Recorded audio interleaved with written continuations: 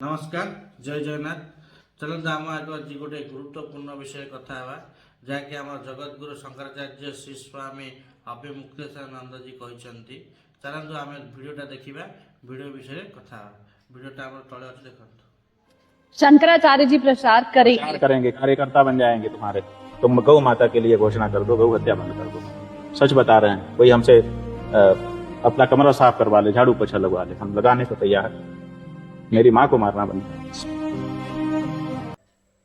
तो ये भिडियो आपण मैंने कौन शिखिले जे कि आमर शंकराचार्य माने आदिगुरु शंकराचार्य कहते जे आपण गौ माता को हत्या करने बंद कर दिंतु।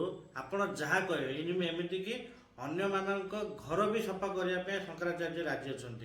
तो निजक हिंदू मान सरकार कहूथिबा बीजेपी सरकार आज पर्यंत गो हत्या कहीं बंद कलेनी। ए बीजेपी सरकार पुणी आहरी कहूची जे आम हिंदू राष्ट्र हम। ए बीजेपी सरकार आसवा पर दिन को दिन गो हत्या बढ़ी चली सीना किंतु कमिबार ना ना।